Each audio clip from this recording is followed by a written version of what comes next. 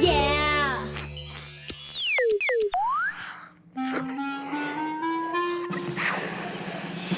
I'm having a party later today. My friend Erica and I share the same birthday, so we're having a double birthday party.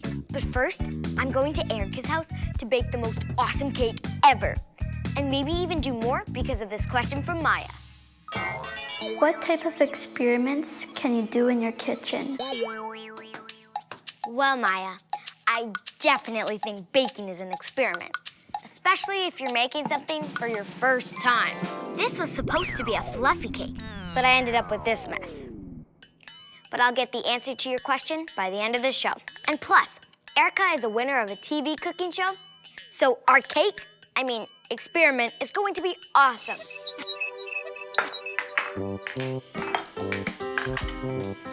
Hi, Erica. Hi, Zoe. Look what I brought.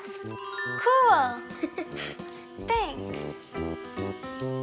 Hey, Erica, do you think cooking is like an experiment? Cooking is exactly like an experiment. You follow a recipe and see regular ingredients transform into something totally different. So first, we're gonna start with the sugar, so you can add this to the flour. Okay. Our tasty experiment uses dry ingredients like baking soda and baking powder. Wow. Then the wet stuff.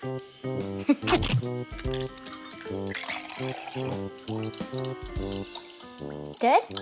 Yeah. Put it all together and mix it up.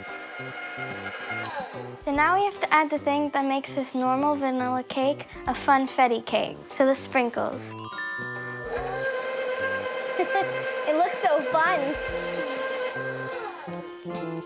This is gonna be one tasty cake. Once it turns into a cake, that is. Which reminds me of a question I got from Adriana. What makes a cake rise? It says magic on the box, but it's not really magic powder, right? No, it's not magic, it's science. It works with the baking soda to create little bubbles of gas. Cool. Both baking powder and baking soda create a cool chemical reaction.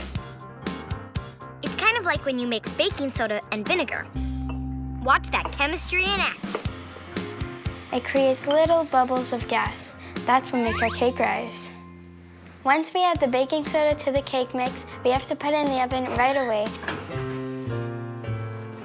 That reminds me of an experiment my friends did. It uses baking soda too. The experiment! Hi, Raphael and Amber. Hi, Zoe. So what are you cooking up in your experiment? It's a secret. We mix baking soda and water in a bowl. Now we could draw something on the paper. Are you guys sure about this experiment? I don't see anything. You're not supposed to. Not yet. Oh, I see. It's like invisible ink. Yes. We just have to let it dry.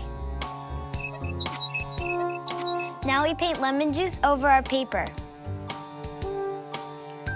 The lemon is acidic and it reacts to the baking soda. And it makes our invisible ink appear. Oh, yeah. This is pretty cool. I see it now. Happy birthday, Zoe! That chemical reaction was kind of like the way baking soda reacts with the acidity in our cake mix. It was important to add the right amount of baking soda and baking powder to our cake, or else it wouldn't rise properly. When my family and I cook, if we make a mistake, we can usually turn it into something anyways and make it work. Like one time, we turned spaghetti sauce failure into tomato soup. Cooking is like an art, but baking, it's super precise, like a science. Hang on. I feel an experiment. Yes, a musical experiment. I'm a cook. I'm a baker. Secret spices in my shaker. I can bake an awesome caker. A pinch of pepper, a dash of salt. I must measure without a fall. Forgot the meat, no need to worry. No baking soda, I'm going blurry. Instead, I made a Zoe surprise. Ha! But my souffle, it just won't rise. They say that cooking is an art. Baking's like science, just look at my chart. I use any ingredients I have on hand. Hey, I can do this cool handstand. But together we can make a delicious meal. Okay, my friend, you got a deal. You got a deal. You got a deal. You got a deal. Well, thanks, Erica. I can't wait to taste the cake later. I'm making dough for my mini party pizzas. I hope this experiment works too. Check this out. I let this dough sit for a few hours, and now it's double the size of this one. It's because I put yeast in the dough. And yeast makes things like pizza dough and bread rise. But I'm kind of wondering the same thing as Max. If yeast expands in bread, can it expand in your body? Mmm.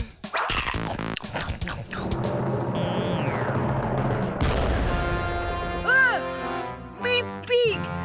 Me full of yeast! That's scary, but I know someone who can answer the question. He's got all the info on how yeast makes things grow. Please welcome my very special guest, Shakib Rahman. Hi, Zoe. Shakib. I ate bread with way too much yeast in it. Wait, what? Kidding! So, Shakib, what exactly is yeast? It's a living thing, like a plant or an animal. Yeast is a kind of fungus that eats sugar and starch. When it's activated by heat, the yeast eats the sugar and basically farts out carbon dioxide gas. That's what creates the little pockets of air in the dough that make it expand. But the yeast eventually dies from the heat of baking. Also, the acid in our stomach is so strong that it ends up killing the yeast before it can fart out any carbon dioxide. That's why if you eat any bread, you don't get all gassy afterwards. Phew.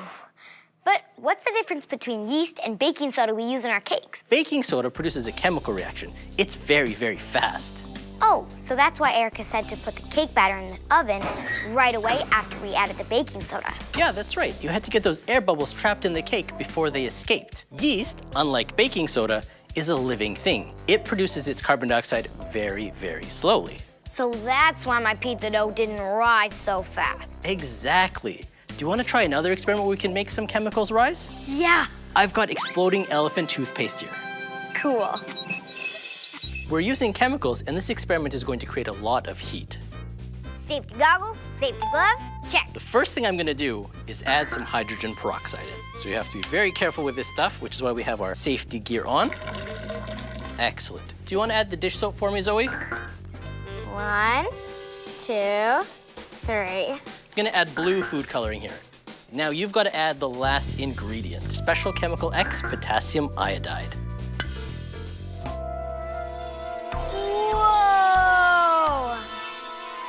Can you see all the steam coming out of there, Zoe? Yeah, I do. Our hydrogen peroxide turned into water, which turned into steam because of all of the heat we're generating, and it also turned into oxygen.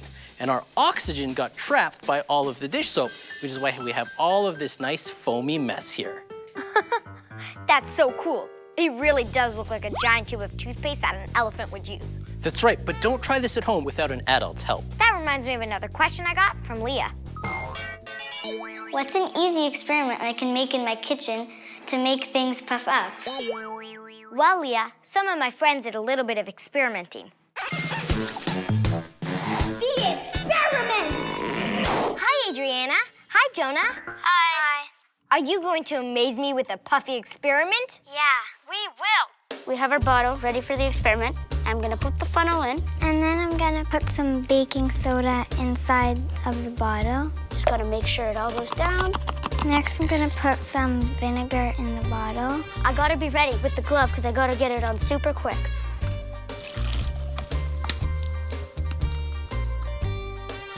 Check that out. It's like a ghost hand. A ghost hand? Cool. The chemical reaction between the baking soda and the vinegar created bubbles of carbon dioxide gas that are blowing up the glove. Let's compare with the next experiment. This one uses yeast with sugar and water. Let's begin. Put the funnel in. Now we do the water. Next, I'm going to add the sugar. Now I'm going to add the yeast. And now, shake it. Now let's get the balloon on. Nothing's puffing up yet. This experiment with yeast is much slower. Now we wait. Wow, it's just like when yeast farts out gas and makes bread puff up. The yeast is eating up all the sugar, and it keeps farting out gas. It took 10 minutes to puff up, but it was worth the wait. Thanks for the cool experiments. Bye, Zoe. If I waited for yeast to blow up all my party balloons, I would have to wait a while. I'm gonna turn this place into Party Central. Hey, speaking of transforming something, Leah had another question about experiments you can do in your kitchen. Could you turn food into something completely different? Great question, Leah. Shakib has a magic experiment up his sleeve. Go ahead, Shakib. That's right, Zoe. What I'm gonna do is I'm gonna take some potatoes and turn them into a really cool experiment. The first thing I had to do was I had to take my potatoes, cut them up, and then boil them in water, and then get rid of the water, so I ended up with my potato starch. Now, if you don't have an adult to help you, you can just go to the store and get potato starch from there. The next thing we have to do is take this potato starch, combine it with some tonic water. Mixing a little bit of this tonic water with the potato starch will give us the start of our cool experiment. Now, because this is a little bit messy, I'm gonna put on some gloves and mix this all together. It does this weird thing. It starts to form a solid. But that solid, when I let go of it, starts to flow like a liquid. This is something we call a non-Newtonian fluid. If I squeeze it hard again, you can see that it forms a solid, but by letting go of the pressure, we get a nice liquid that starts to flow again. Here's the magic part. If I turn off the light, something really cool happens. Using a black light, which gives off ultraviolet light, you can see that our potato goo now glows in the dark. The reason for that is the tonic water that we added earlier has a special chemical in it. It's called quinine. Quinine is something that glows when you put it in ultraviolet light. And that's our magic mud experiment. Wow, that magic mud can't decide if it wants to be solid or liquid. It's crazy it could be both. And that gives me an idea for... My Great Challenge! On Team Solid, we have Daniel and Lex. Whoa! And on Team Liquid, we have Veronica and Fabiola. In today's challenge, you're actually gonna be both liquid and solid. Well, the magic mud you're going to be using is both. In each pot, I filled it with a bunch of items that have to do with cake. The team with the most items at the end of the challenge wins. Go! It's a pretty sticky challenge. Team Liquid has 2. Team Solid has 1 right now. Team Liquid is in the lead at 3. Team Solid has 2. Oh, Team Solid's catching up. I got 1. Team Liquid has 5. Team Solid has 4. 5. Team Liquid has 6. Oh! Team Solid has to keep digging if they want to catch up. They're trying to go fast, but it doesn't work because that magic mud gets really hard. Solid has 8. Team Solid's in the lead right now, guys. And they're at 9. Go, go, go. Oh, Team Liquid back on top. That was fast. There we go. Okay, time's up. You guys have 12, and Team Solid, you guys have 11. So that means we have a winner. Team Liquid, you win. Good job, guys. Good job, guys. Thanks. So what was the stickiest part? The magic mud. Because you think you have an object, but you really don't. The stickiest part is that I can't get my hands out. Well, thanks, guys, for being on my show. You're welcome. You're welcome. Do I bring this box with me? It's stuck If to you me. have to. It's stuck to me like cement. That was awesome. And it made me dream about birthday cake and a big glass of... Oh, wee! This milk went bad. Ugh. It's like it's an experiment on its own. Ugh. That reminds me of a question I got from Anastasia. Why does the milk get disgusting and chunky when you leave it on the counter for a long time? She'll tell us why it gets lumpy, because bad milk sure makes us grumpy. Please welcome bacteria investigator Maya Hay. Hey, Zoe. Hi, Maya. I brought you some food. Food. Yum. Do you see how the food is starting to change color and that there's some slime and fuzz developing on top? Yeah. That's because the food is starting to break down from bacteria. And the same thing happens with the milk. When milk breaks down, it gets clumpy like this. That's gross. Bacteria is in all foods. It's everywhere, actually, so this is totally normal. The bacteria take the natural sugars that are in milk and they make waste. But that bacteria poop is really acidic, and that reacts with the milk. When the milk starts to break down, it starts to get clumpy and it curdles, just like that. Now, check this out. I have some of this bacteria that I grew on a Petri plate. Do you see any on this? No. That's because I only put it on this morning, so they haven't had a chance to grow yet. But check this out. Do you see any there? Yeah. So, how many do you think are in that Petri plate? 500? Keep going. 10,000? Keep going. A million? There are billions in this tiny Petri plate. Billions? That's like the entire population of the world! Imagine that in a glass of milk! You're gonna make my head explode! Slow your roll, bacteria. I found out there's a way to do that. Bacteria move a lot more slowly in a cold place, so they don't multiply into billions as fast. That's why keeping milk and food in the fridge makes it last longer.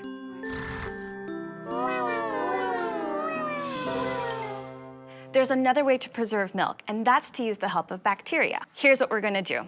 This is some milk.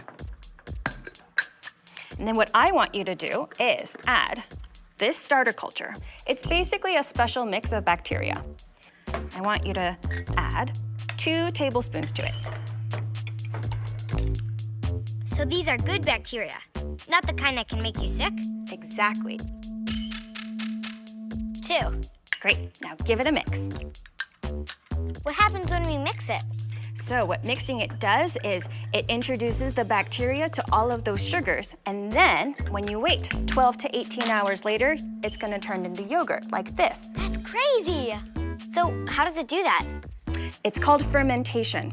Basically, the bacteria took the milk sugars and made it into an acid, and that acid reacted with the milk, and it thickened it just like this. Do you wanna try? Yeah. Thanks. Now that's delicious. Thanks, Maya. You're welcome. It's pretty amazing there's good bacteria that we can use to make food, and then there's bad bacteria that can make us sick. There was a time when people weren't so sure what caused sickness. Flat Earth Corner! The evil wind is blowing. I must not breathe in the vapor. It will strike me down with the deadly cholera, poisonous wind, and disgusting smell. Why must you curse us with your evil stink? I cannot catch the disease. I must not breathe in the wind. Catching a deadly disease from the wind? About 200 years ago, that's what people thought. In 19th century England, there was a huge outbreak of a deadly disease called cholera. A whole lot of people died from it because it couldn't be controlled. Back then, they thought it was caused by mysterious clouds of air filled with bits of rotting things and smelling gases.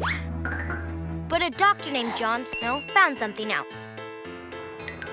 He discovered that city drinking water from some of the pumps were dirty and infected. They didn't have good sewers like we have today. So it wasn't because of something they were breathing. It was because of something they were drinking. I'm glad we know so much about bacteria today. I'm also glad I didn't drink that spoiled milk before. Oh yeah, party time is getting closer. My friends and I love chicken wings, so these will be a big hit. Oh, that reminds me.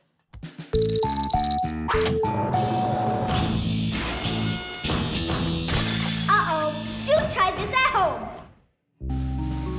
I put this chicken bone in some vinegar about a week ago. Check this out.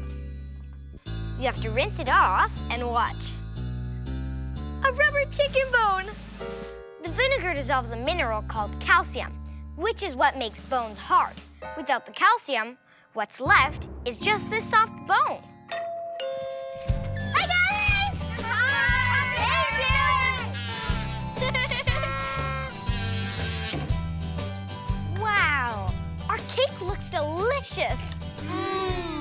It was definitely a successful experiment. I think I'm ready to answer the question that started off the show. What type of experiments can you do in your kitchen?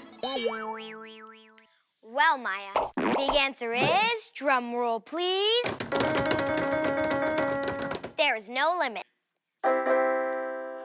Today we did experiments that used all different kinds of science, like chemistry, physics, and biology. Using kitchen ingredients, some of them were even good to eat. You can do tons of kitchen experiments with really basic stuff. The kitchen is our lab and we're the scientists. But here's my favorite kitchen experiment. Let's find out if the cake is delicious. Yeah! This is good. I love experiments.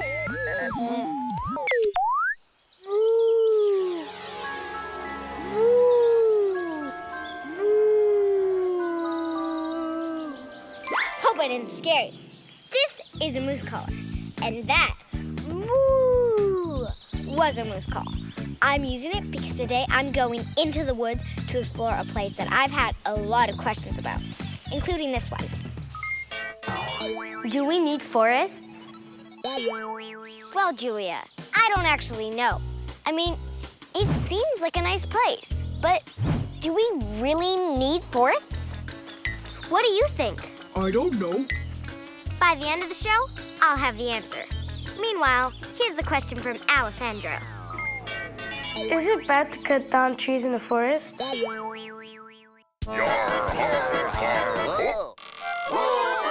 Flat Earth Corner!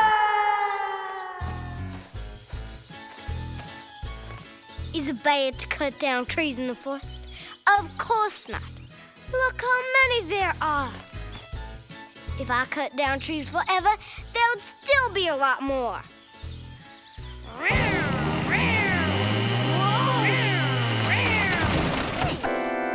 Where'd all the trees go? People used to think that forests were endless, and they could cut down as many trees as they wanted. And there were a lot of forests. I checked, and scientists think that at one time, forests covered this much of the world. But because of people cutting down trees, the forest now only covers this much of the world. I found out that without forests, wild animals have no place to live. Nowadays, they even go into neighborhoods where people live. Animals definitely need forests for their home. And Amanda had a question about that. How many kinds of living things are in the forest? Living things like birds, mammals, amphibians, reptiles, insects, microbes, big living things, tiny living things, things that eat plants, things that eat the things that eat plants. And there are plants too. Head getting warm. Brain trying to imagine all those creatures. Must be hundreds. No thousands. No tens of thousands. Reaching overload! Ah! You're gonna make my head explode! They're still discovering new species all the time, and no one knows how many kinds of living things are in the forest, but they all need to eat. And we're going to meet some of them right now. She knows about animals that live in the forest. She's bringing some in now, and I know that they won't bore us. Here's Jennifer Sierra. Hi. Hi. This doesn't eat people, does it? No, absolutely not. Don't worry. This is actually an American kestrel, and her name is Sapphira. Where does she live? Well, this is a type of bird that lives in open fields and meadows, often close to forests. So forests are a little bit like a refrigerator whereby sometimes the mice and the insects all come out. And when she can spot them, oh, she's in seventh heaven. That's the way she can find all sorts of yummy food to eat. So what do you guys feed her? Well, at the Eco Museum Zoo, we feed her mice and we sometimes feed her little birds because that's sometimes what they'll be eating in the wild as well. Would you like me to go and get some more? Sure. Excellent. Wow, what kind of snake is that? This is what we call a black rat snake. Sometimes people refer to them as gray rat snakes. It loves to climb up into trees. I know it's hard to believe considering it doesn't have any arms or legs, but these guys can actually climb very easily. Does it bite? They can bite. Would you still like to touch? Sure. Whoa, that's like scaly. That's funny. Those are all scales. They have them all over their bodies. Wow, This frog is huge. It's actually what we call a bullfrog because this is a large type of frog, just like bulls are pretty large. So why is it good for them to live in the forest? In the forest where they live, as long as it's near water, they'll be able to find all sorts of insects and all sorts of little mice to eat, and that's what they love. They can eat fish that are found in the water, as well as a mammal that flies at night. Bat. Seriously?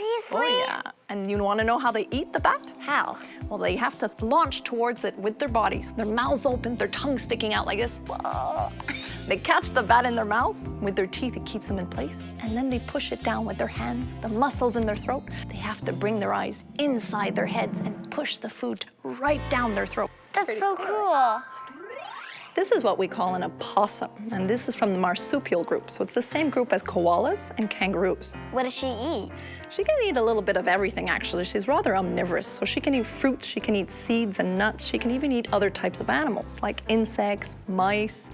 So you can see, if, like the forest floor, she's trying to push all the leaves around, all the pieces of wood, and she's trying to find all sorts of fruits that might have fallen from trees and insects that are hidden under all these branches, just like she'd be doing in the forest. Thanks for being on my show and helping me find stuff out. Thanks for having us. Here's another question from Joseph. Are all forests the same? To answer that question, I've come to meet an expert on Vancouver Island that has some of the most beautiful forests on Earth. She knows about the trees and all the forest things she sees. Here's Julie Fortes! Yeah! So I brought you this little fir seedling. And one day, this little seedling is going to be a huge part of this big forest. How tall could it grow? Douglas firs can grow up to 60 meters tall and have really wide trunks. Wow. So the kind of forest it would live in is a forest like around here. It's a temperate rainforest. The kinds of trees we would find here are especially the Douglas fir, but also things like this arbutus right behind us. The arbutus is a very interesting tree because it sheds its bark in the summer instead of shedding its leaves in the fall. What other kind of forests are there? There are tropical rainforests. Like the jungle in the Amazon? Yeah. There are temperate rainforests, which is like the one that we're in right now. There are boreal forests further north. And there is this really cool thing called cloud forests, which are forests that kind of sweat and then they create their own clouds. That's really cool. Yeah. Why aren't all forests the same? Like, why isn't a forest like the jungle? Not all forests are the same because trees need three things to grow. They need light or energy, they need water, and they need nutrients. Light, water, and nutrients aren't spread out the same around the globe. For example, in the desert, there isn't enough water to grow forests. What about in the Arctic? Here's a question from Neil, who lives there, way up north. I live in Igloo. Why aren't there forests here? You won't find forests up north in the Arctic Circle because it's just too cold for trees to grow. Speaking of trees and forests, who's in the mood for a little experiment? The experiment! Did you know you can tell how old a tree is by counting its rings? Not these kind. Not those kind of rings either. These kind. I asked my friend Kashvi Noah to count some rings. In the spring, trees grow very quickly, slow down in the fall, and then stop in the winter. This creates a tree ring every year. I think mine's about 23 years old. I think mine's about 37. Wow. But that's so small. Yeah, and that one's big. I wonder why this one's older, but it's smaller. Well, I found out it's because trees are just like people. They grow in all different sizes. It also depends on where the trees are growing. Rings tell you a lot about climate change, like if the tree had enough water or how hot or cold it was that year. A wide ring means a tree had what it needed to grow, but a skinny ring means it may have had a tough year. So because rings are not all the same, they're tricky to count. I think this tree was born in 1932. That's like when my great-grandmother was born. Well, mine was born in 1894. That's like when my great-great-great-great-grandmother was born. That seems pretty old, but I found out that some trees have thousands of rings. The oldest is not that big, but it's still 5,000 years old. That's 5,000 rings. Imagine counting that. My tree is 120 years old. Mine's 84 years old. Bye, Zoe. Bye. Thanks, Kashvi and Noah. Now here's a question from Andrew! What do we get from the forest? Off the top of my head, I know that we get wood for houses like this. And we get paper from trees in the forest. Try living without toilet paper. Thank you for that one, forests. I checked, and there are lots of other things that we get from forests. And that's the subject for today's My Great Challenge! Today's challengers are Aiden and Tristan. Yeah! Justin and Sterling. Yeah! So Aiden and Tristan, your team Oak. Justin and Sterling, your team Pine. You see those items on the table, right? Yeah. Your challenge is to pick up what you think is made from things from the forest. The team that guesses the most correctly and the least incorrectly wins. Let's pull branches, to decide who goes first. And Team Pine wins, so you guys go first. But wait till I blow my super moose signal. 3, 2, 1. Time to move. I think we should pick the hockey stick. Yeah, it's made out of wood. It's a good idea. What about Paper is made out of trees, right? I don't... yeah. So we should maybe take that. Yeah. We should take maple syrup. It's made in springtime from trees. Should we take the birdhouse? It's made from wood. What about this mask-looking thing? Yeah, it looks like it's made of wood. What about this book? It's made from paper, so it's probably from trees. Yeah. What about this toilet paper? The paper is made from trees. Yeah. Now can we try the electric guitar? Yeah, maybe. The rocks are natural. I think that's cool. It's still natural. Let's take it. Oh, yeah, it's true. We should take that. I don't know what it is. I don't know what it is. Is it butter? We should probably take it. Oh, paper. Yeah, paper. Maybe take that T-shirts. Yeah. Yeah, this box. Maybe this bouncy ball. Maybe. So just take ping pong balls. There's nothing else we can really pick. Both teams are done. They did not pick the rubber boots, plastic container, or the rubber tire. Are you sure everything on your table comes from the forest? No. I forgot to mention, you lose a point for every wrong answer. I'll give you one chance to put everything back that you don't think comes from the forest. Back the guitar. Yeah. Maybe you should put that Butter. And what about this ball? Yeah, sure. Yeah, these ping pong balls. Or plastic. Yeah, and they're ping pong-ish. Okay, Team Oak, you have 6 items that you thought came from the forest. Team Pine, you have 9 items that you thought came from the forest. So the good news is, everything that you put on your table came from the forest. Yes. But the bad news is, everything that you put down or didn't pick up also came from the forest. It was probably easier to figure out stuff like paper, maple syrup, or the hockey stick. But I found out that ping pong balls and fabrics can be made from tiny fibers from plants and trees, just like paper. Margarine can be made from palm tree oil. Rubber balls and ties are made with the help of rubber trees. That plastic container is made from oil. And just like coal, it's a leftover of forests that grew hundreds of millions of years ago. So, what are you guys most surprised about? The ping pong balls and the guitar. Yeah, the guitar. Yep, it's made of wood, but it's painted and varnished. Well, thanks for being on my show and doing the challenge. You're welcome. Now I'm going back to the forest to see what else comes from there. I have a few guests who know the forest really well. This is Natanis and her family. This is Shia. This is Sequitin. And this is Hallie, and that's Santana. They're members of the New Chinook First Nations, and they live here in a forest on Vancouver Island. Natanis, why is nature so important to your culture? Forest was everything to us. Instead of going to a grocery store, we would get all our food from here. Everything that we use to stay alive, our shelter, our food, or even our clothing. And sometimes we don't even notice the smallest little things was used for everything. Say what you're sitting on, Zoe. This is called sphagamos. And sphagamos was picked, and then all the sticks were taken out and to make it really soft, and they were used as diapers. Wow. It was the very first disposable diaper, and it was actually good for the environment. Shia brought you a basket. Wow, it's so beautiful. Thank you. I can't believe it's made of the forest. I'm so excited. This is a salmon. Salmon berry. Wow, that tastes delicious. This is an indigenous blackberry. It's like a little vine that grows. And the young girls used to like taking it here, and you would make a little hair ornament, and the girls would wear it and decorate their hair. You'd spend all day out here, and you'd be singing songs, and you'd be singing to the trees, and you'll also be letting the bears know that I'm here. We're out in the middle of the woods looking for plants and berries, so we have to sing a song to let the bears know that we're here.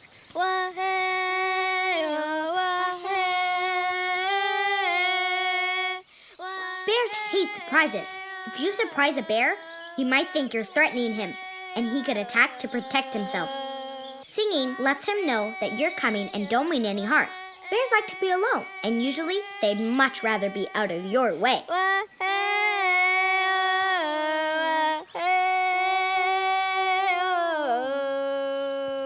All around us, right in this one little area, we have all different kinds of medicine and food. So everywhere you walked, there was something that we used. Cedar was the most used tool of the coastal people. Huge canoes would be made out of this, and they would be pounded into very fine fiber, and they would be made into clothes. I never thought that you can use so much things in the forest. Thanks for being on my show. You're welcome, Zoe. I think we're getting closer to answering if we need forests. Animals for sure need forests. And we need a lot of stuff we get from forests. But are they good for anything else? I think I have time for a couple more questions. How do forest fires start?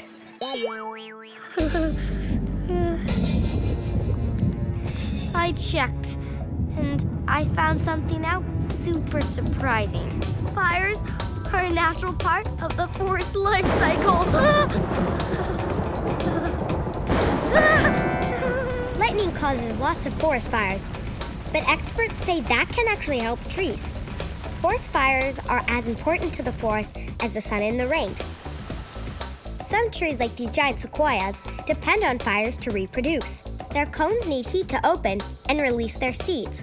Ashes make great tree food, and more sunshine gets through, helping new bushes and trees grow a lot better. This is good for animals looking for food, but some fires can be really bad. Hey, where did everybody go? It's bad for forests when fires get out of control. Most forest fires are caused by one living creature. Can you guess which one? Nope. It's this creature, humans! When you're finished toasting your marshmallow, make sure the campfire is out. Here's a question from Pierce. Does the weather change because of forests? I did a little research, and to answer that question, I've made an animation. Forests affect the weather and climate in a lot of ways. First, they draw a gas called carbon dioxide out of the atmosphere. Carbon dioxide is a greenhouse gas that heats up the atmosphere. So having forests help keep the Earth's temperature from getting super hot. And forests create shade, keeping things cool beneath their leaves. Their root systems absorb water, which helps prevent flooding. Cool. Without trees to soak up water, rivers could flood more easily and deserts could spread because the water runs away instead of being stored in the trees. Aww. Don't you breathe easier knowing that forests are taking care of us? Hey, that gives me an idea for...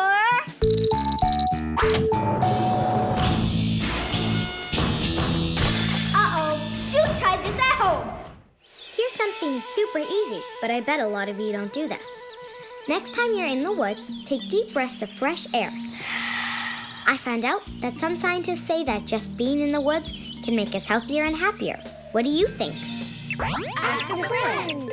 I really like being around trees. Makes me feel like I could do anything I want because there's so much space. I would like to play in it, but I would stay there forever. You can hike and it makes you feel sporty. I like a lot of things about the forest. There are a lot of relaxing noise in the forest. Of like birds, water, It relaxes you. I like climbing trees. I feel happy, excited, and alive. So if you're ever camping or in the park with lots of trees, try it out. Listen to the sounds of the birds and the wind in the leaves. Take a deep breath of freshly made oxygen and smell the soil in the plants. It just might make you feel better and healthier. And that takes us back to the question that started it all. Do we need forests? Well, Julia, the big answer is...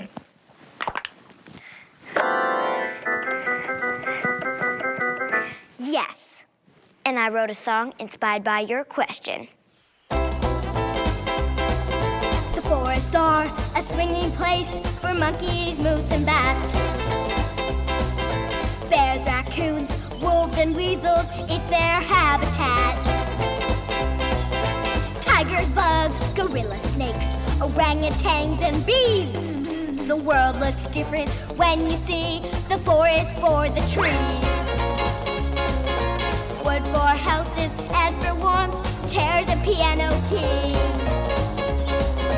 Toilet paper, cardboard boxes, and tissue when we sneeze. Achoo!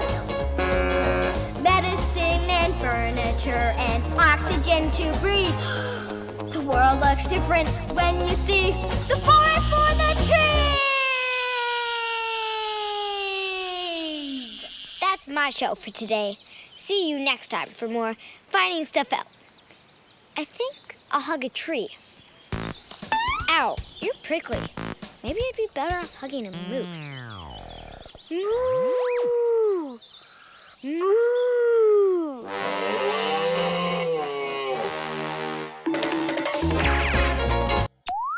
Welcome to Finding Stuff Out, the show where you send in your questions and I find out the answers.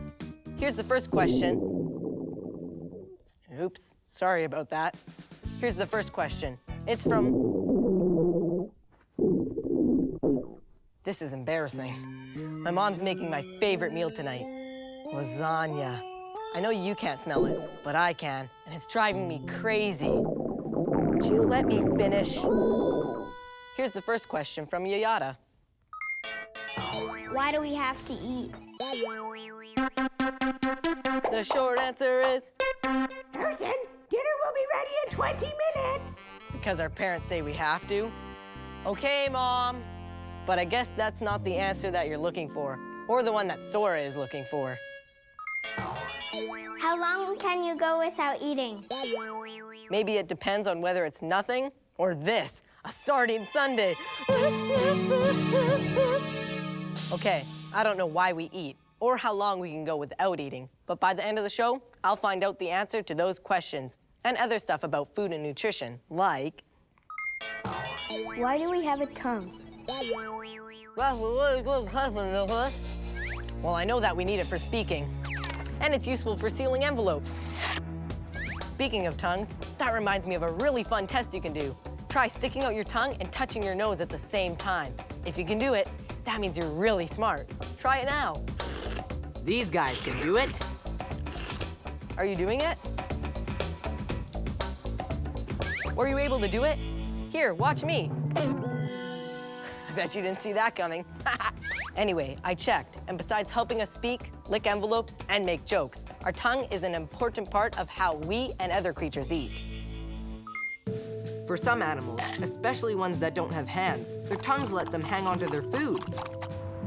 And it works for us, too. Our tongues are covered in tiny nubbly thingies that scientists call papillae. They help us grip our food. Some of those papillae contain taste buds, which can sense different tastes, such as sweet, salty, bitter, or sour. And that leads to our next question. Why do girls have more taste buds than boys? La la la, la la la. Duh, girls have more taste buds than boys do, so I can enjoy this lovely lollipop more than a boy can. Who says girls have more taste buds? I think boys do. Oh, yeah?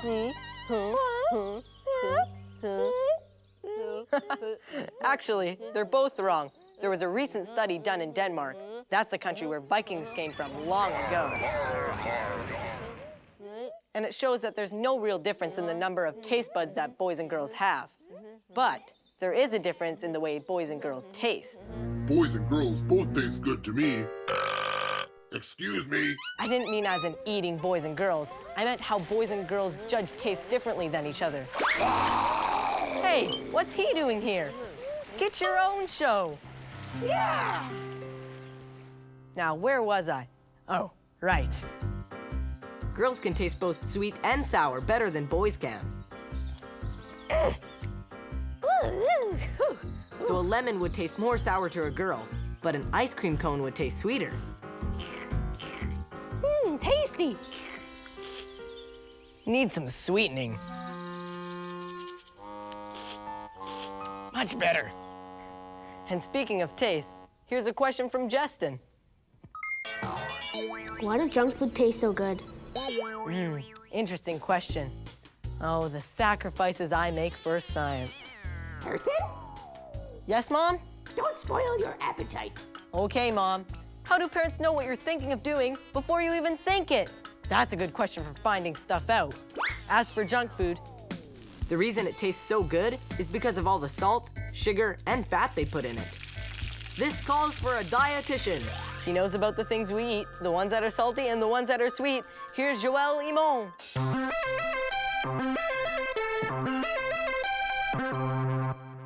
Oh, junk food, my favorite. And yes, it's all junk. Huh. Why is junk food called junk food? Junk food, well, if you think of the word junk, what comes to your mind? Garbage or like just junk, something useless, yeah, right? Something useless. Well, that's the same for junk food. It means it brings to your body nothing useful. Let's say you take that donut, for example. Right. A donut like this contains about 1 teaspoon of fat and 8 sugar cubes. All that plate is the amount you need in a day. So we're only supposed to eat this much fat and sugar in a day. Yeah, so a donut would be like a quarter of your needs in sugar. So that's a lot. What about a muffin? It's similar to a donut in some ways. Is that healthier? You're in for a big surprise. If it's a commercial muffin, let's say, where it's actually almost 2 donuts, sometimes more. What? Yeah. It's really hard to tell just by looking at the food. I'll make a comparison with healthy food for you. Okay. If you take those 7 strawberries, you have enough vitamin C that you need in a day to keep your teeth and gums healthy. You get only 2 sugar cubes. And how much fat? None. No fat? Surprise, no fat. Wow. So potato chips are my favorite junk food. So how do those compare to the strawberries? To get exactly the same amount of vitamin C from potato chips, you would need to eat 6 small bags. They actually contain 27 teaspoons of fat and all that sugar. That's a big bag of potato chips. It's more than what you need in a day. Well, I guess I should lay off the potato chips a bit then. Yeah, that's what junk food is. So how do kids know what is good to eat and what is bad? The food companies, they put food labels on the package. Right. So you get to know how much fat and how much sugar and how much of the other nutrients that there is in the food. Well, thanks for helping me out with all this junk food stuff. It was a pleasure. Will you come back for my great challenge? Sure. Well, now I know why they call it junk food. But to find out why that bad stuff tastes so good, I'm here at Nova Taste, where they make flavors for all kinds of food and drinks. And this is Dr. Luke Haffenden, who's a food scientist. Hi, Harrison. Hi. Sounds like a cool job. Can you launch bacon into outer space? Of course not, but we can make about anything taste like bacon. You can make a bacon beverage, bacon bubblegum, bacon candy, bacon cookies, even come up with a bacon perfume. Here, try this. It's bacon-flavored popcorn. It does taste like real bacon. So junk food has a lot of fat, sugar, and salt in it. But did you know food companies add flavors to make it taste better? Wow, are all of these flavors? Yes, they are. There's millions of different flavors that we can come up with because there's about 13,000 ingredients that we can use. Here, have a smell. Root beer. Here, you can smell it too.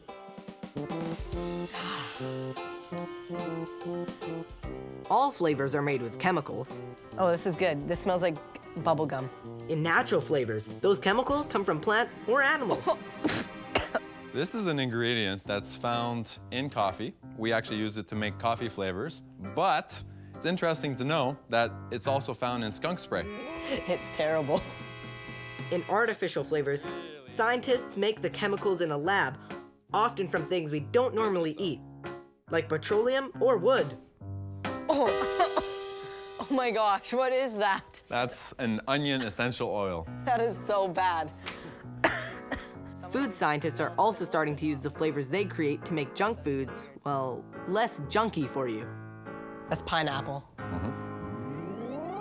We're gonna make you taste 2 grape beverages. One has a lot less sugar than the other. Okay. Can you tell the difference? Good. This one has less sugar. No. No, this one has less sugar? Absolutely. They both tasted exactly the same. Exactly. Here, have one. Okay. These are good. Well, what you're tasting here is a peanut butter and chocolate cupcake where we've actually not even used any peanuts because we're not allowed to have peanuts here. There's 50% of the cocoa that's been removed and 50% of the sugar. Wow, because of the flavors they added, they were able to use less sugar and fat. And the cupcakes still taste yummy. So now it's time to test out some kids with this healthy grape drink, this horribly smelly onion drink, and this weird potato chip drink that I'm making.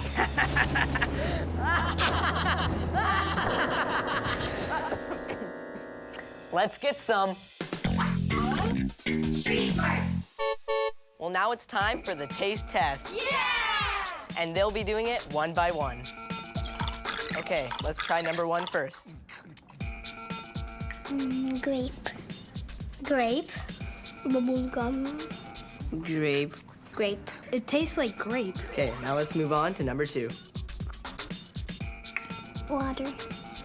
Water. Water. It's just water. Water? Let's move on to number 3. It's disgusting. It tastes like fish. Weird taste.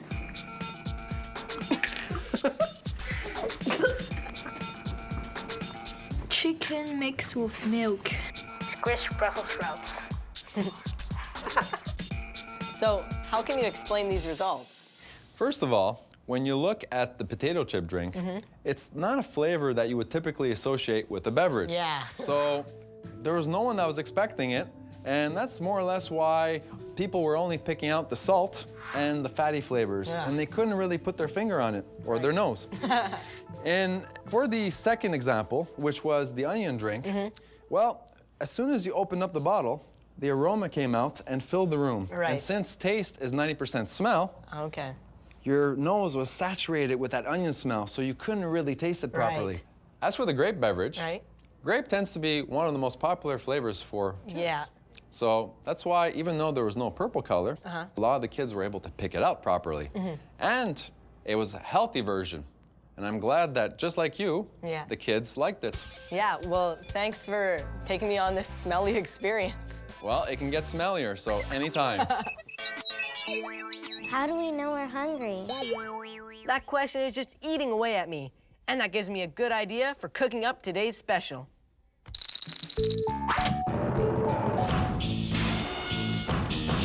Uh-oh, do try this at home. Watch the screen carefully and listen too. Ready? Is your mouth watering? That's one of the body's ways of preparing us to eat, because the saliva helps break down our food. But guess what? It's a trick. If you salivated, it's because the sounds and pictures triggered a pleasure center in your brain. Dogs salivate when they see food. As an experiment, a scientist named Pavlov rang a bell every time he fed dogs in his research lab. The dogs got so used to hearing a bell ring every time they got fed that eventually Pavlov could make the dogs drool just by ringing the bell without giving them any food. That's why restaurant commercials can make us feel like we want food even when we're not hungry. Why does my stomach grumble? Well, Gigi, I found out that our stomachs always rumble. It's the sound of our muscles in our digestive system, contracting or squeezing. It's just that if there's food down there, it muffles the sound so you can't hear it. But if your stomach is empty, You can hear it, but some people didn't always think we need food down there. What is the food of the future? The Flat Earth Corner! We, food scientists of the past, are making the food of the future. That's why I'm wearing this futuristic outfit, because by the year 2000, everybody will dress like this. And here's what they'll be eating. Future food will be highly processed. Better in every way than silly, old-fashioned food. Ugh, who needs apples or bananas or carrots or cereal or mangoes or bread? Ugh, that's for the garbage. In the future, who but a raccoon would want that? When we've got these food pills. Just one of these 3 times a day will supply you with all the nutrition you need. No more inconvenient toast, time-consuming cheese, or pesky vegetables. By not having to eat, you'll have lots more time to do more important things. Like your homework. Sounds good, doesn't it? Over 100 years ago, some food scientists thought that we could just take pills full of nutrients and not have to eat actual food at all. But nowadays, we know that the human body wasn't designed to just live on nutrient pills. Yum, yum. Would you like some lukewarm simulated chicken? We have a huge digestive system inside us. We need bulk and fiber to keep our insides healthy. Stuff like this. And anyway, food tastes good, so the food of the future will probably be a lot like the food of today. Speaking of digesting, here's a question from Priscilla. What happens to your food after you eat it? First of all, there's a bunch of tubes inside you that process your food. They're called intestines. They're about this big. And guess what? There's this much inside of you. And what your body does with it is incredible.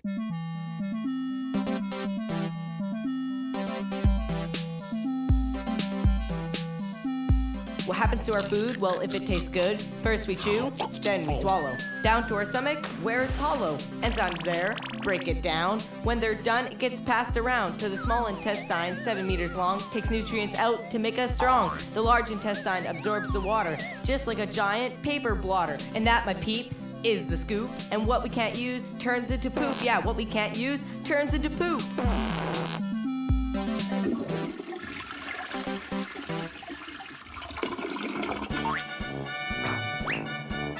My Great Challenge! Today, my challengers are Genevieve. Hey. And Kyle. Yeah. And I've also brought back my expert dietitian, Joelle. Yay!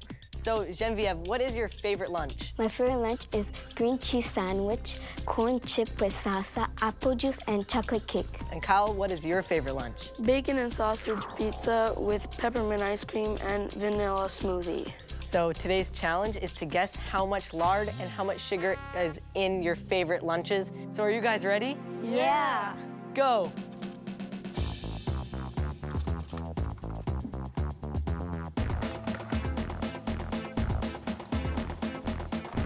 Al just goes right in and grabs a handful.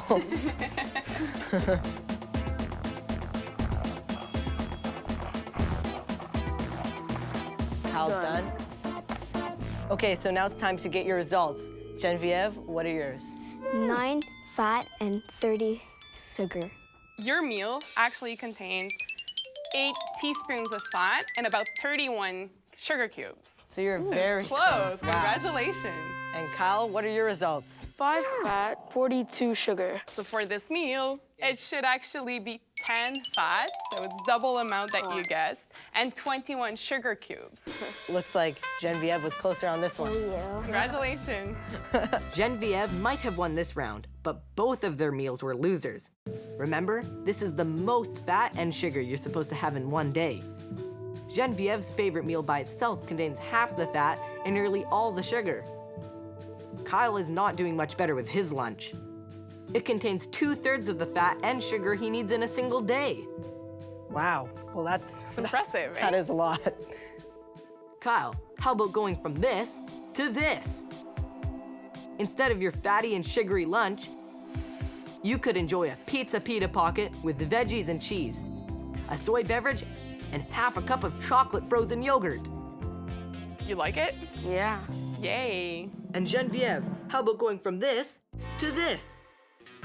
Forget all that sugar and fat and check out this makeover lunch. A grilled cheese sandwich stuffed with salsa, fruits, veggies, almonds, and even some chocolate chips with a small apple juice. Does it look good? Yeah. It looks good, eh? It looks Now you're amazing. staring at it. So next one we'll be doing is a fast food meal. Go.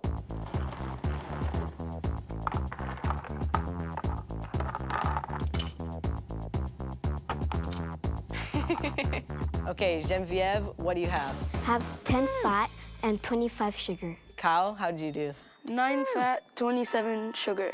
It actually contains 11 teaspoons of fat and 49 sugar cubes. Wow.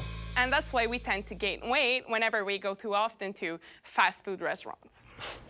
So Kyle, you were closer on the sugar and Genevieve was closer on the fat. So it's a tie for this round. All right, so next one we'll be doing is a snack. It's a yogurt strawberry granola bar and a strawberry kiwi cocktail. And go. This looks like a healthy snack, eh? What do you think? Doesn't look bad. So, Genevieve, what do you have? 3 fat and 12 sugar. And Kyle? 2 fat, 17 sugar. And the winner is... I think Kyle was a lot closer. It's Kyle. It seems like a healthy meal, but it's full of sugar because it's processed food and cocktail juice. So it was 1 teaspoon of fat and 22 sugar cubes. It's almost all the sugar you need in a day. It's impressive, eh? That's crazy. And the winner is nobody. It's a tie. Oh, yeah. Well, before you guys leave, I have a prize for you. We got carrots. Yay! Congratulations. Yeah. Now it's time to answer the questions that started me off on this calorie-reduced but tasty quest. How long can you go without eating? Why do we have to eat? The big answer is...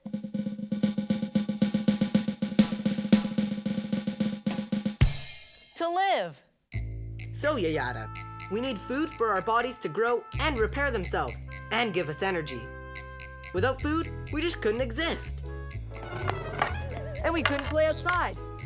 So to answer your question, Sarah, scientists have found out that we can go without eating for 4 to 6 weeks. Harrison, dinner's ready! Lasagna? Yes! My favorite. Gotta go. My dad and I were just trying to make cookies, and this happened. I was just trying to cook up an answer for Audrey. Why does heat cook food? It's pretty amazing if you think about it. If you add flour, eggs, sugar, butter, and some other stuff, and you put a little heat in it, you get this. But if you heat it a little bit too much, you get this. How does heat do that? Maybe your questions about hot stuff will help me answer.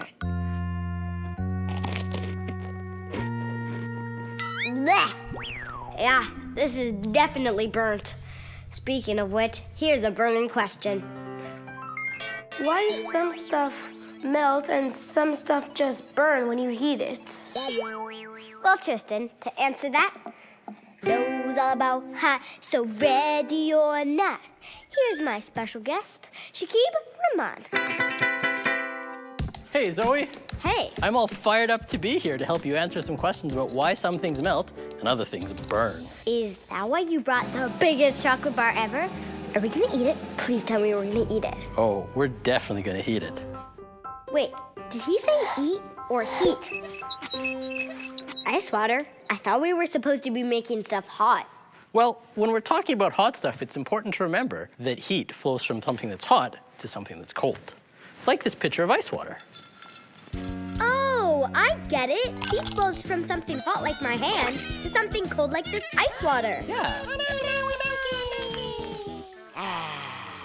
Let's eat. Eat the chocolate. Do you see what's happening, Zoe? Yeah, it's melting. Yeah, it's slowly starting to become a liquid. Why? It's because the energy from the water is getting transferred into the chocolate. Just like when you put your hand on the cold pitcher of water, the heat from your hand went into the ice water. Here, the heat from the water is going into the chocolate. Cool. Hot. Exactly. Oh, it's melted. Does everything melt at the same temperature? That's a great question. But everything doesn't really melt at the same temperature. The chocolate has melted, but the glass bowl that it's in is still a solid. Same thing with the spoon that I've got in my hand here. That's still a solid as well. Anything will melt if you heat it enough? Well, here's where it gets weird. Some things don't really melt when you heat them. They just burn. I've got a little wooden splint here.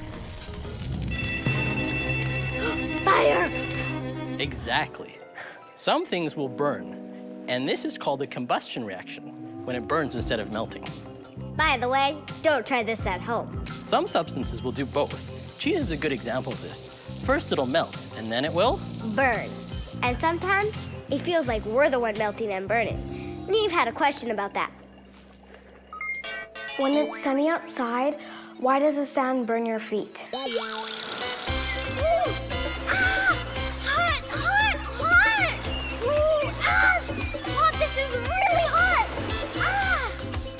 Oh, it's a sunny day. I just want to play in my bare feet, in my bare feet. But oh my gosh, the sand is hot. I can't stand still, it hurts a lot. It's the sun's heat, it's burning my feet.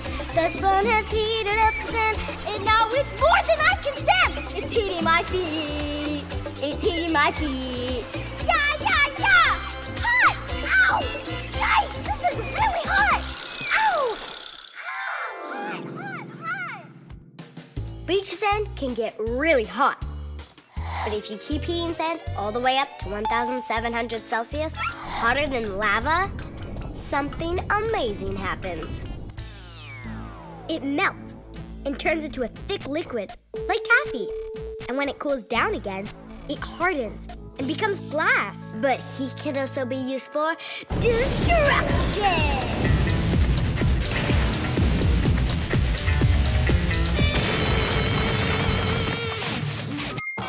Camus, we have the same question. How does heat make something explode? Yeah, how come stuff blows up sometimes when you heat it? Shakib did a cool experiment with Jenna and Marco. The experiment! Hey Zoe, we're out here trying to do our first experiment. Do you guys know how to make an explosion? Yeah, take some fuel and light it, and it'll cause fire to make the explosion. That's perfect. You guys know any examples of fuel that we could use? Like gasoline? Yeah, gasoline is a great fuel. It's actually a fuel that we use when we're creating explosions every day. Out here in the parking lot, we're surrounded by things that actually cause explosions all the time. The engine of your car has something called an internal combustion engine. And those cars cause explosions, and that explosion can do work for us. We're going to do the same thing here. Now remember kids, this is a very dangerous experiment. Please do not try this at home unless you are supervised by a professional like me. What we're going to do is take this tennis ball and launch it out of this cannon. I need you guys to take 3 large steps backwards. Good. Now what I'll do is add the fuel in. The next thing we need to do is put the tennis ball inside our cannon. Once we ignite the fuel inside the cannon, it's going to force the tennis ball to come out the end and hit that target over there. 3, 2, 1. Oh, that was amazing. That was so cool. We use explosions for big stuff, like demolishing buildings or blasting tunnels. But if you can control explosions so only a little energy is released at a time, you can use them to make things move. Shakib has another experiment. It's called Gummy Bear Meltdown. Shakib, take it away.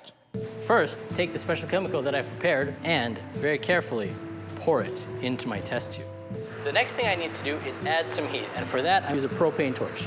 This is very dangerous, so don't try these experiments at home. Once it's all melted, we can add in our last ingredient. Any last words, my fine gummied friend?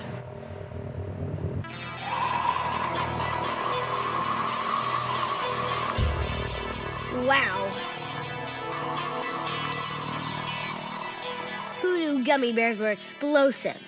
I'm glad they don't explode inside of me. Well, they kind of do, actually. What? What happens is the energy from the gummy bear gets broken down in your body, specifically in your stomach. From there, that energy, all of the sugar in our gummy bears, gets used up to power your muscles and your body to help it move around.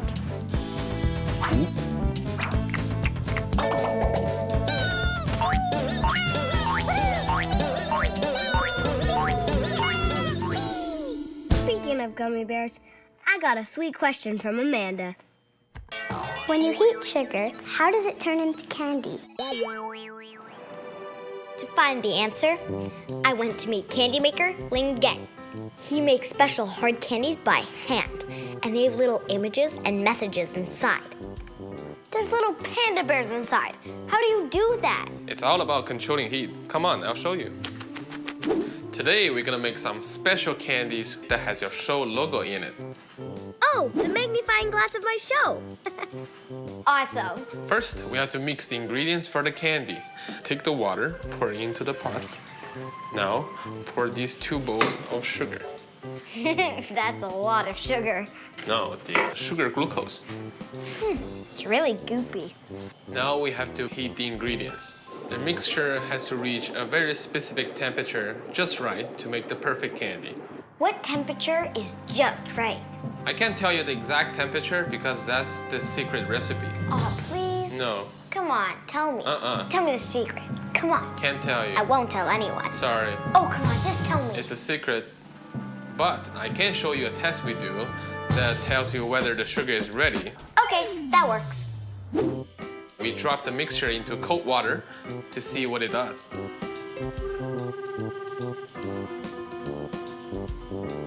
So now you can try to touch the sugar to feel its texture.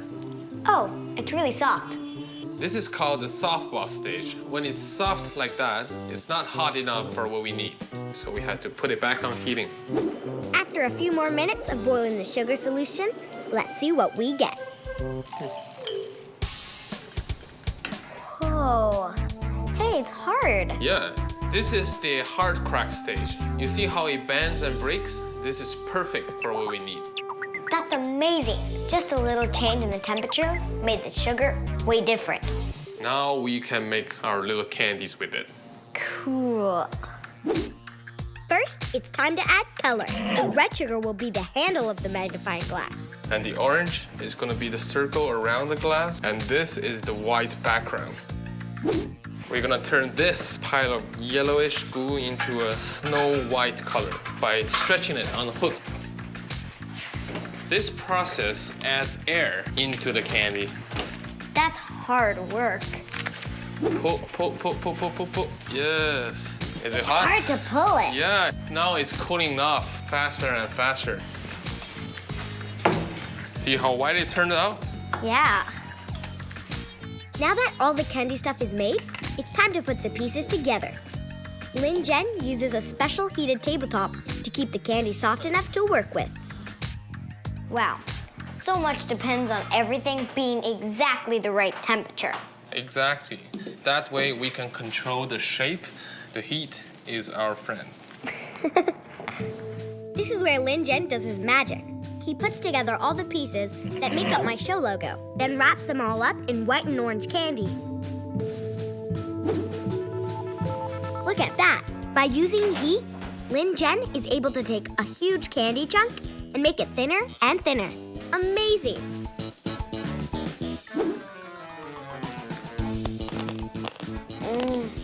These are so good. Thanks for showing me how heat can make sugar so much fun and delicious. You're welcome. This next super hot question is from Maya. Why is it getting warmer in the Arctic? It turns out heat doesn't just make stuff explode, melt, and expand. It can change something much, much bigger. Bigger than my house. Bigger than my town. Bigger than a whole continent. Bigger than the entire planet. You're gonna make my head explode! Ah! Yay! My next guest knows all about it. Thomas Ribeiro won first prize at a national science fair with a project to make electricity while getting rid of something called greenhouse gases. So what are greenhouse gases? Well, greenhouse gases are gases that can be found in the atmosphere, and they could be produced both naturally or by human activities. Thomas tells me that when we burn fossil fuels like oil and gas for energy, greenhouse gases are released into the air. Garbage dumps and burping cows make even more of them. Because they float high up in the atmosphere and trap the sun's heat around the Earth like a warm blanket, greenhouse gases are changing our planet, causing floods, fires, and weird weather. Phew! How do the gases trap the heat? Let me show you. These jars actually represent the Earth. Let's pour some water in both of the containers, seal them up, and zip a plastic bag around one of them shut. This plastic bag is representative of the greenhouse gases that surround our planet in the atmosphere. Now, we place it under a sunny place or bright light for about 2 hours. So, now we wait. Now that 2 hours have passed, let's take the temperature of the water in both the jars. Whoa, it's warm. Right, the plastic bag trapped the heat as the water was warming up. And the second jar represents the Earth without such a great quantity of greenhouse gases in the atmosphere. Let's measure the difference of temperature.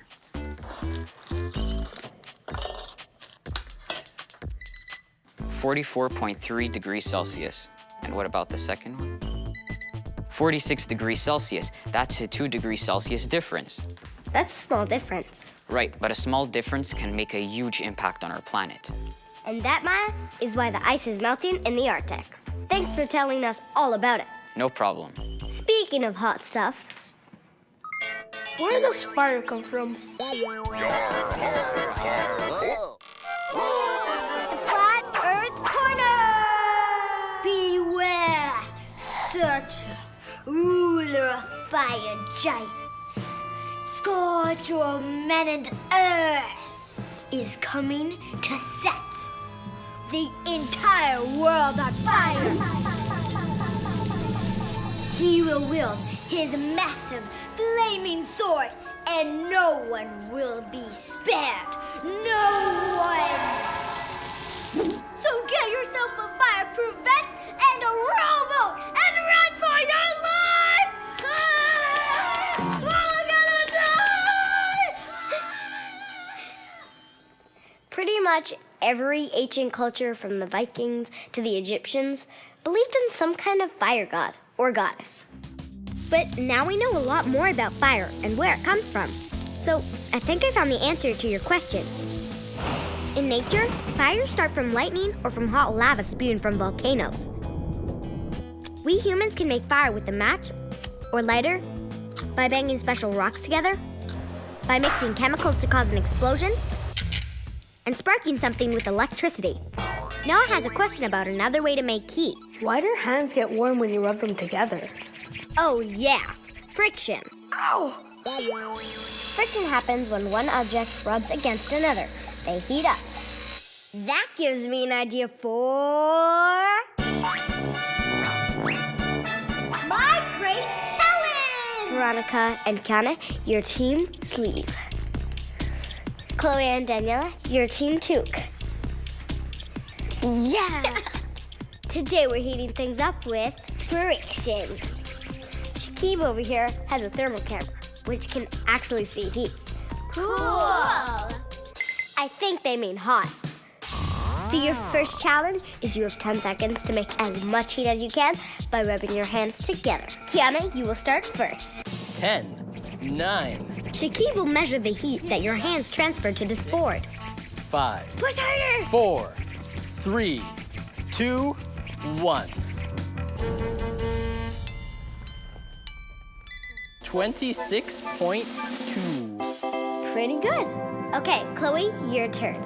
10, 9, 8, Faster. 7, 6, Push him. 5, 4, 3, Faster. 2, 1. Put Go. your hands down.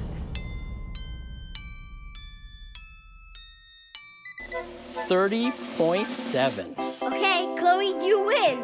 Yeah! 1 point for Team 2. 10, Second challenge, rubbing sandpaper on wood. 7, 6, 5, Push harder. 4, 3, 2, 1.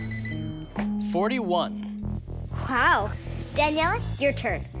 10, 9, 8, Faster. 7, Come 6, on, push harder. 5. Look at that. In only 10 seconds, the piece of wood's room temperature is rising from 20 degrees to... 41 also. So I guess both of you get a point. Yeah! 10, 9. Third and final challenge. A pedal to the metal friction challenge. Friction makes so much heat that it can make a race car's tire melt right off. That's why cars need to put new ones on during a race. 3, 2, 1. 27.7. Pretty good. Okay, Danielle, your turn. 10, 9, Go. 8, 7, Faster. 6. It's 2-1. Will it be a tie or will Team 2 win? They need to beat 27.7 degrees. 28.2. That means Team 2, you win the challenge! Yeah! Thanks everybody for being on my show and helping me find stuff out about heat. Yeah, that was hot. That's hot. Why do we eat hot food? Good question. Why do we eat hot food? I found out that in prehistoric times, we humans ate our food raw until we figured out how to cook it over a fire.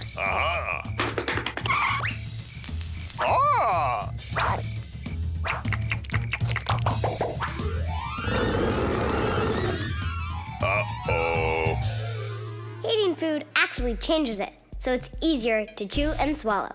Look how different the meat is before and after it's cooked.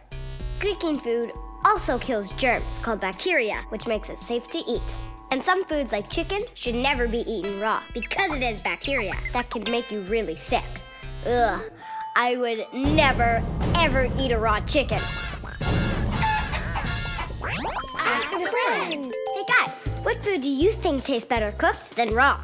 I think carrots and potatoes and meat. Meatballs. I like cake better when it's cooked. Noodles. Fish. Cookie dough, because when it's like raw, it doesn't really taste good, and if you eat it raw, it like hurts your stomach. I love frozen pizza. It's the best. So I found out today that heat can do incredible things. It can make stuff expand, or melt, or boil into a gas, or change it to something else, or even explode. I think I'm ready to answer the question that started my show. Why does heat cook food? The big answer is... it transforms our ingredients into something completely different. I found out that adding heat to food causes a chemical reaction. Heat breaks the ingredients down into a mixture of chemicals that feel good in your mouth and taste awesome. Unless you heat them too much, then they taste less awesome. Hey, I can put the candies inside of the cookies. Hey, Dad, get out your mixing bowl. I just had the greatest idea ever. Brr, it's chilly here. I've been thinking a lot about cold today because I saw a movie where scientists found a frozen caveman and brought him back to life. It made me wonder the same question as Justin. Is it possible to freeze myself and come back to life? Wouldn't that be cool? But it seems impossible. My frozen fish sticks aren't coming back to life, right? But I started checking, and I found something shocking. This frog was frozen solid in the winter. It was so frozen that if you were to move its legs, they would snap off. There's no way this frog could be still alive, right? But it was. When it thawed out, it was as good as new. What? That's impossible. They were frozen solid. That's almost as crazy as my fish stick coming back to life.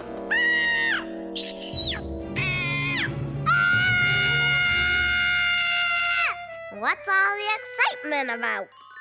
Some things that seem impossible are actually true. I found out that some frogs, bugs, and even turtles can survive being frozen. But I didn't find any big animals or people that can do that. So, I don't know the answer yet to Justin's question, but I promise I'll find out by the end of the show. Maybe your questions about cold will help me. Why do you get a brain freeze when you drink something very cold? Well, Maya, I don't know if I can freeze my body, but I know I can freeze my brain.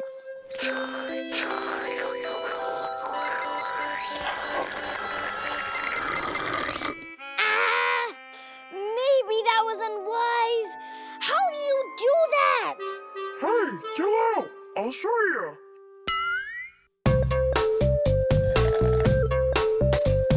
You want to know why I cause you pain? Near the top of your mouth, there's a tube to your brain. It takes blood right up to your brain. This tube is called an artery. It's really very smartery. When your mouth is too cold, it yells cold overload, pushing warm blood to your brain, and that's what causes pain. So don't you do it again. Now that you know, you should drink me slowly. Yeah!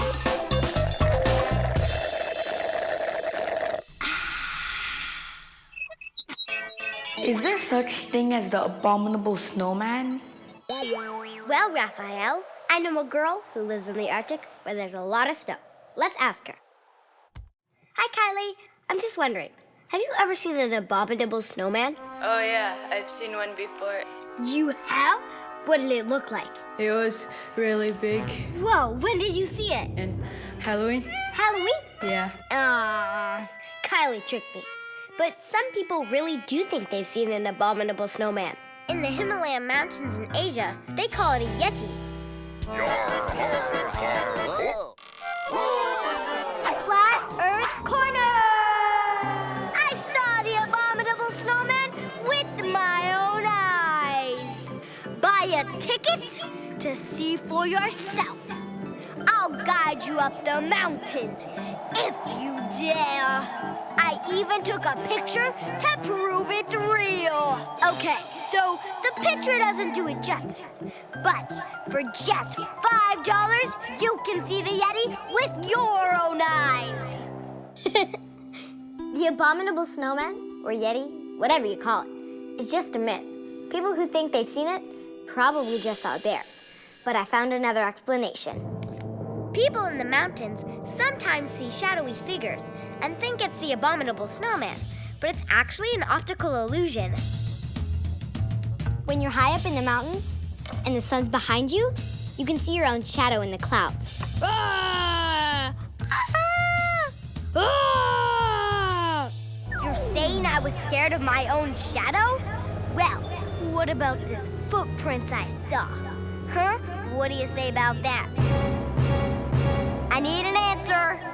Whoa! I've seen that same footprint right here in the attic. Just kidding. But some people have seen huge footprints in the mountains, like this one. I wonder if something else besides a Yeti could have made them. Maxim and Kiana are going to help me find out. I printed out some other tracks that we do know.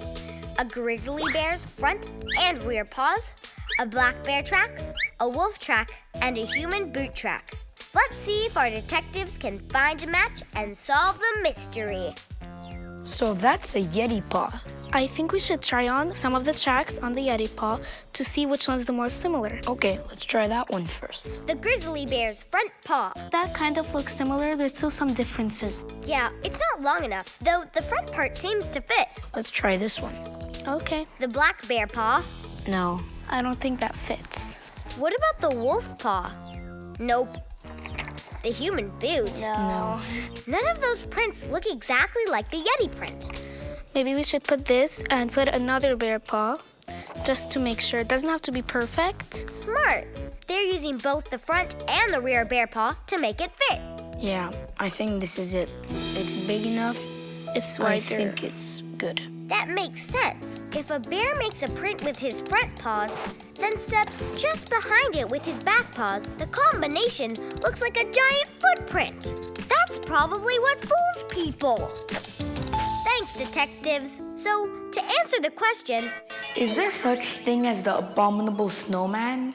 Well, From what I can see, there's no proof it exists. Aww. Psst. Hey, Zoe. You're ruining my ticket business. Don't you have another question to answer? Come on.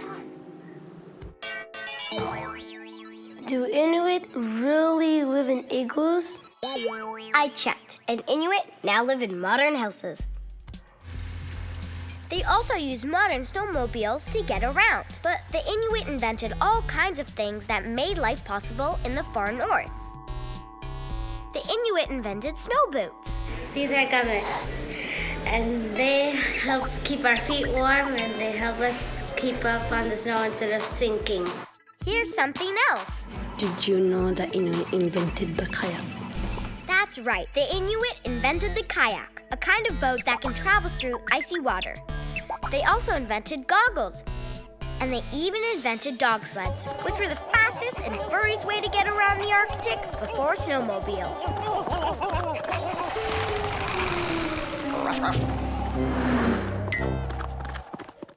But the igloo was the Inuits' most famous invention.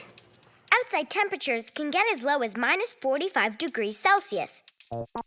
But inside an igloo, it can warm up to 16 degrees Celsius with just our body heat. Ah, it's so cold. I want to be in an igloo. An igloo is a smart way to stay warm. I think I'm gonna ask my friends how they stay warm. Ask a friend. I would make a pile of snow, and then I would make a kind of like a dent inside, and I would probably lay in it. I put many layers of clothes. First I put tights, then I put my normal pants. Then I put a third layer of splash pants.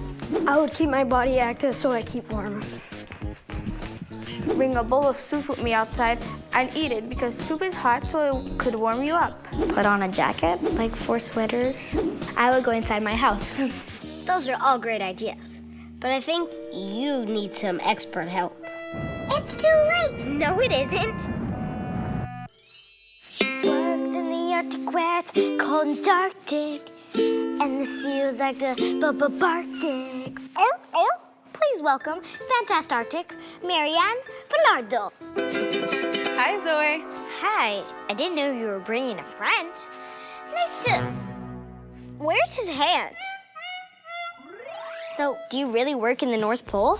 Yeah, I do research in the Arctic to understand how climate is changing the ways animals and people live and get food in the extreme north. What's the coldest you've ever been? I think it was about minus 30 degrees, but it was very, very windy. That's why I wear a special suit that's even warmer than a regular coat. It can go about at minus 40 degrees, I think.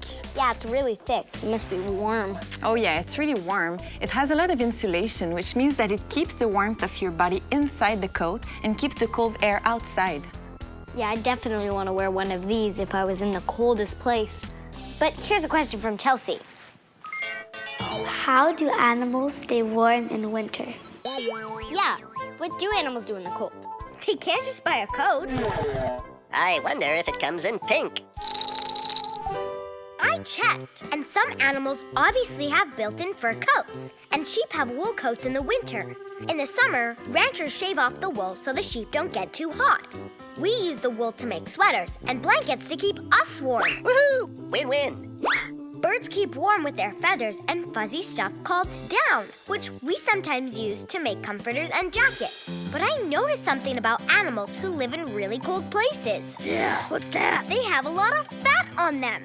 Does fat have something to do with staying warm? Yes, warm-blooded animals have to keep their bodies at a constant temperature.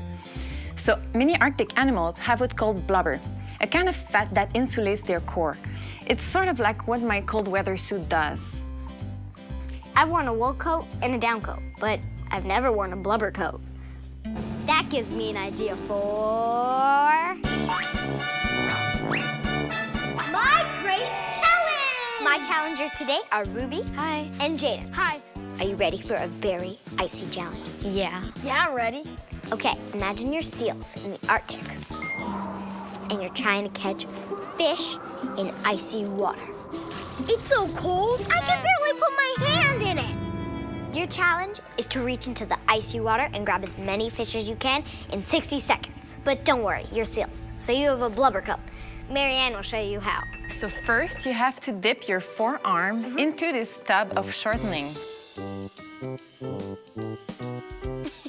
The shortening acts like the seal's blubber. Pretty squishy, huh? So weird.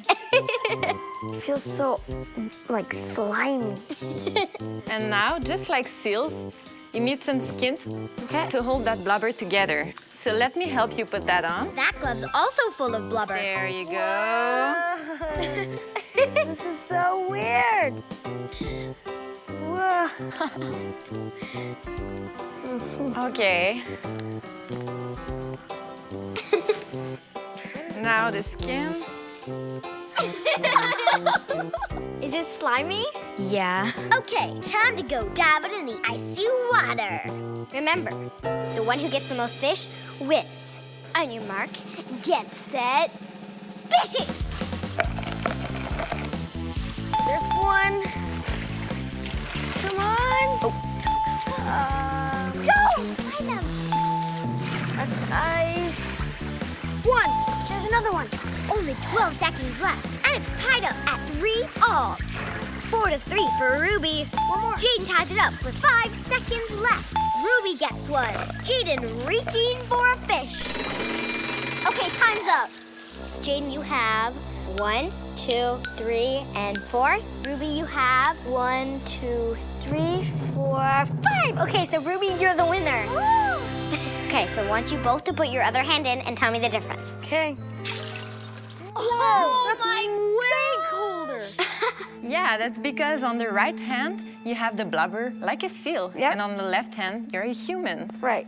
Okay, because you guys were such great seals, your reward is you get to keep the fish.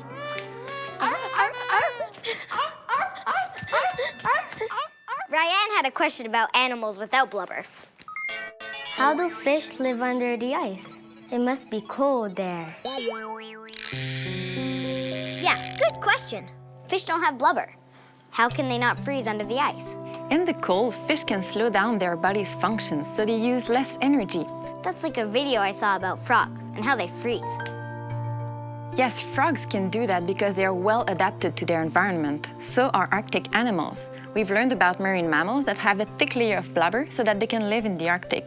And then Arctic fish can survive in extremely cold temperatures. Oh, so could we humans slow our bodies down? Could I freeze myself in the winter and come back later like a frog?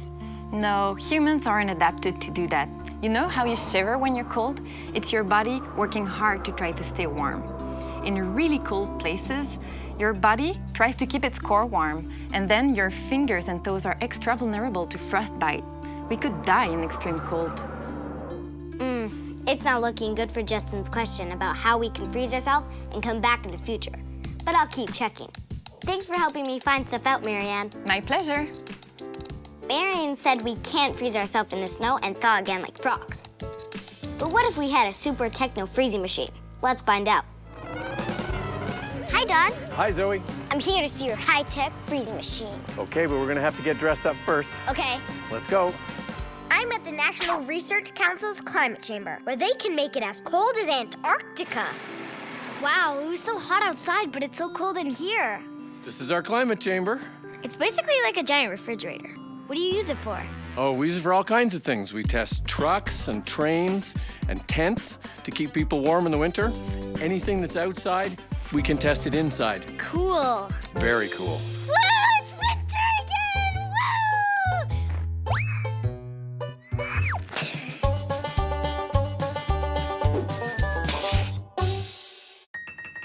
Woo! Whoops. Sorry. Having too much fun. But here's a question from Dario. Is the South Pole colder than my freezer?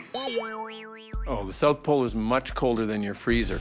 It can get as low as minus 89 degrees C at the South Pole. Your freezer's probably only minus 20, so it's very much colder at the South Pole. Well, I guess at the South Pole, a freezer would be a good place to warm up. On weather reports, I see something called a wind chill. What does that mean?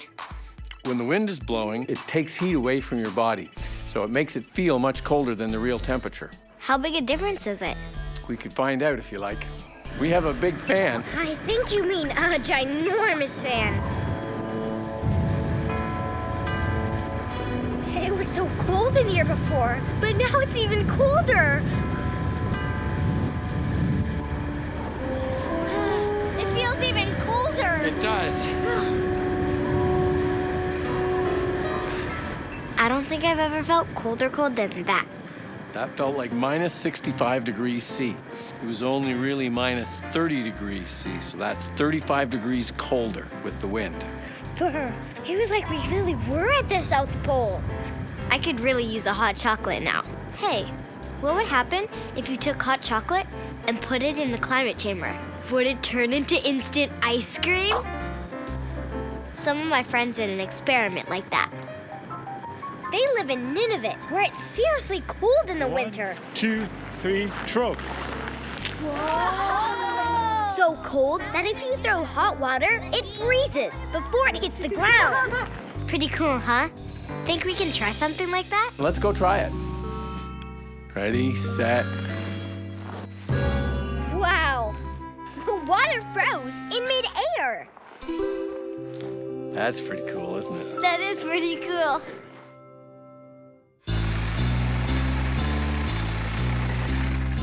That was awesome. Being a scientist looks like a really cool job. But now, let's answer Michael's question about freezing stuff. How cold would it have to be to freeze a ball of iron all the way through so that when you drop it, it shatters?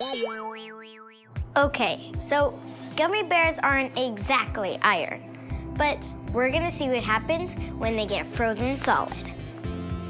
First, let's see what happens when we hit one that's at room temperature. It just got squishier. It's just a little bit dented. I wonder if the frozen one will be different. Let's try it. Yup, that one's frozen solid. It shattered into 1,000,000 pieces. So, when the gummy gets really cold, it turns almost into glass. The molecules stick together just like the molecules in glass. So when we hit it, it breaks just like glass. Interesting. But could you freeze an iron ball so cold that it shatters? You could, but it'd be pretty hard. Iron balls are made to be strong.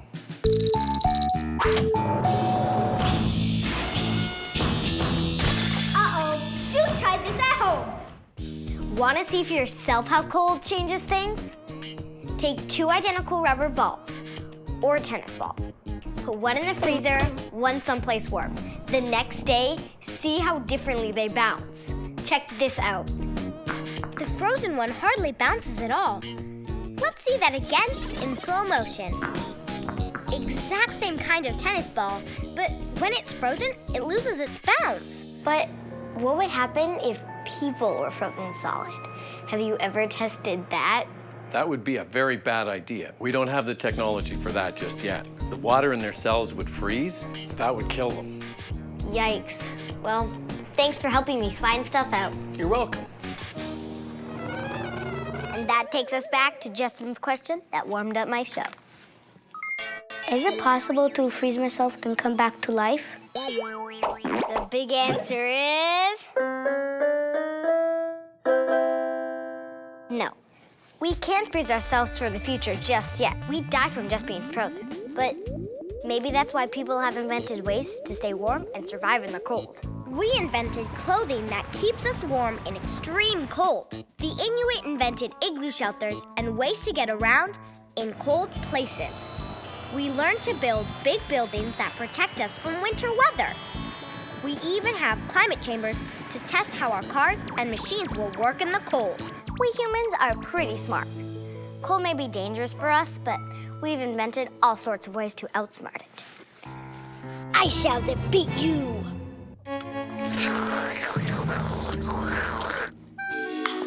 Okay, maybe some things the human mind just can't solve yet. Ow. Oh, see you next time for more finding stuff out. Hey, guess what all this stuff's for? I've decided to grill my own lunch. An egg salad sandwich with tomatoes and lettuce. Okay, I'm not exactly sure what a farmer's supposed to wear or what a farmer's supposed to use. Anyway, why am I growing my own lunch? To answer Sarah's question. If there were no grocery stores, where would we get food? Good question. That makes me wonder, where does food come from in the first place? Like, where would I get spaghetti from? A noodle tree? That doesn't sound right. But everything you get from the grocery stores, including junk food, like chips, donuts, or hot dogs, have to be made from stuff that was grown by a farmer somewhere.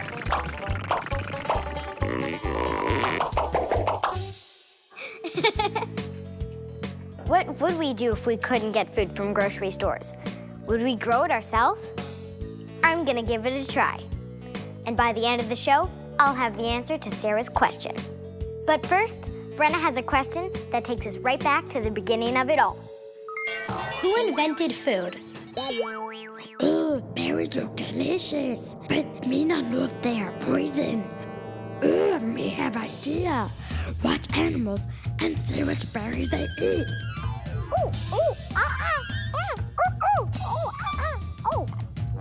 Oh, monkey's eating berries. He seems okay. Now me eat berries. Yummy, berries not poisonous, but me eat too many. Tummy ache. Ancient humans may have figured out what foods were safe to eat by watching animals and copying them. But it wasn't always the best idea, because some animals eat things that can make people sick.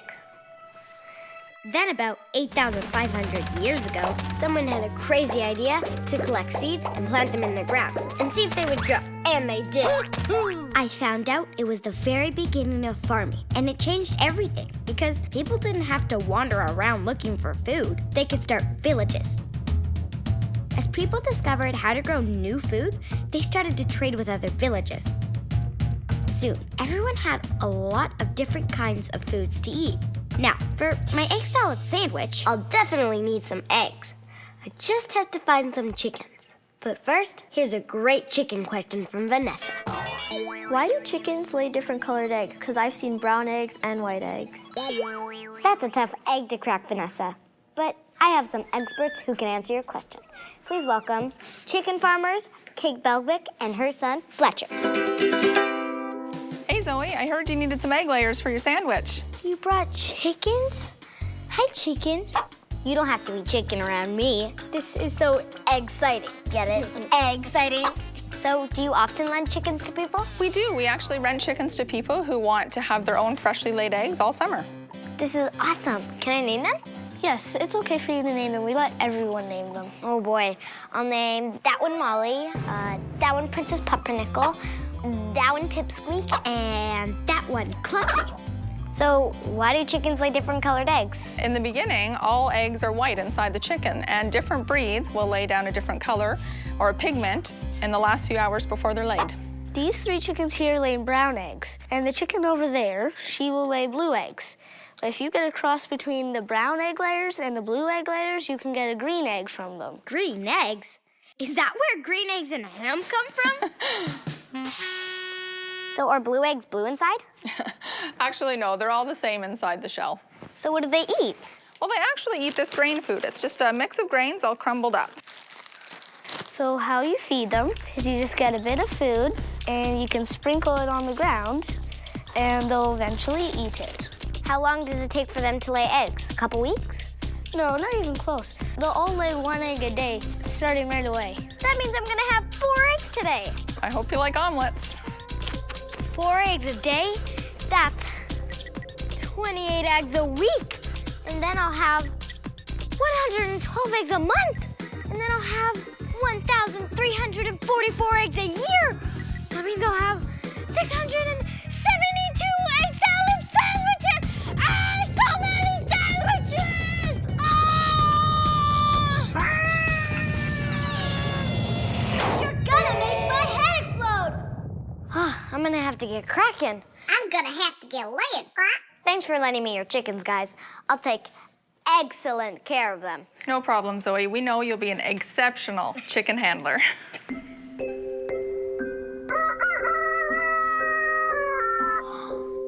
Clucky, Pumpernickel, such beauties. Ask a friend. Hey Hey guys, what are your favorite foods that are made with eggs? Eggs with toast. Hard-boiled eggs. An egg sandwich. Egg salad and tuna sandwich. Cake. Omelets because they taste really good. Pancakes. I like an over easy with some bacon on the side. Egg sandwich and egg salad. Egg sandwich, but with like ketchup and broccoli. I'll try that. Now, what else do I need for my sandwich beside eggs? Oh yeah, bread.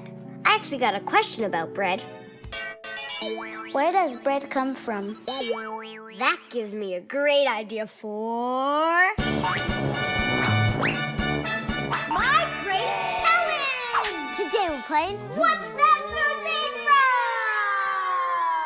From? Melissa, Kiara, your team Munch. Yeah. Yay! Daniele, Andrea, your team Crunch. Yeah! Each team will have to match up each of the familiar foods over here on the tables with the plant or animal that they're made from. Over there. Let's pull noodles to see who goes first. Okay, Munch, you guys are going first. Get matching. So, do we take the chocolate first? Where did it go? There? Those look I think sort it of goes look like here. cocoa beans. Goes there. That's right. Chocolate is made by roasting the beads from inside this weird-looking cocoa plant pod. Team Crunch, go.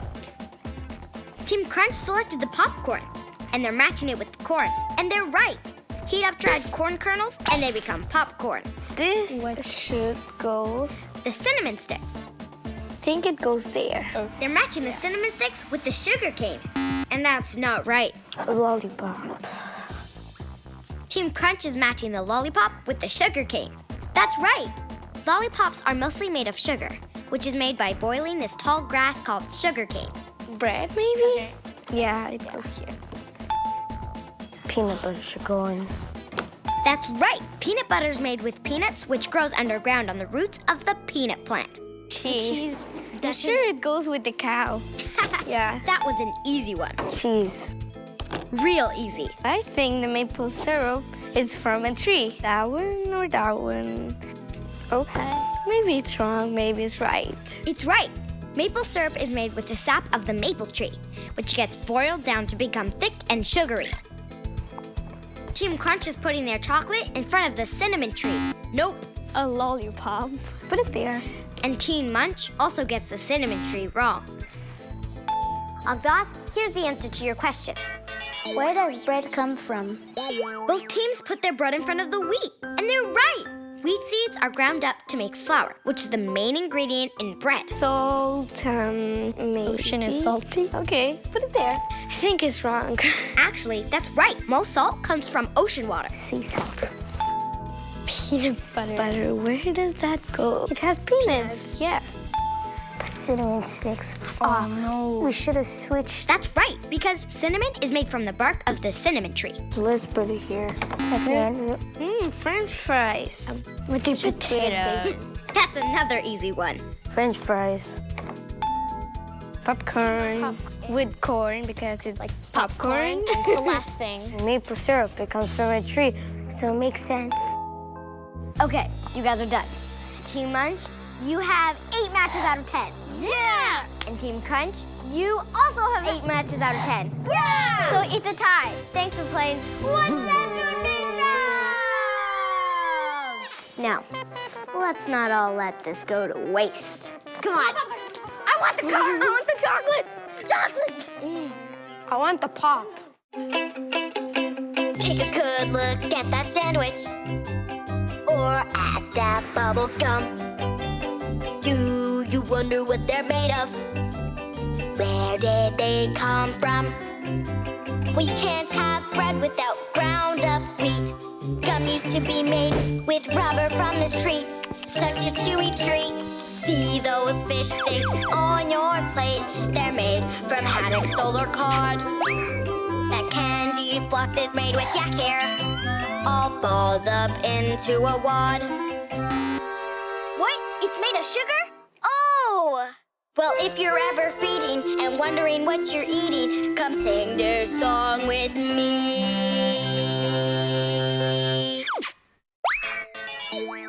How was ketchup invented? Who doesn't love ketchup? So I checked, and it's made with squished tomatoes, sugar, vinegar, and it goes with everything. But the first ketchup invented didn't taste anything like this stuff. I found out that it was made from mushrooms, walnuts, oysters, or little fish called anchovies. Yummy. Luckily, a scientist named James Meese introduced tomatoes in his new ketchup recipe, and the rest is history. We make tons of good sauces out of tomatoes, but they didn't always have such a good reputation. Whoa. Flat Earth Corner! Behold the deadly and horrible tomato! Save yourself and your children from this stinky, poisonous devil fruit. It was brought to Europe by foolish travelers. Whatever you do, don't eat them, or you will die a horrible death. Instead, try a safe and healthy fruit, like this apple. Oh, it was a tomato! Ah, the end is near! Ah!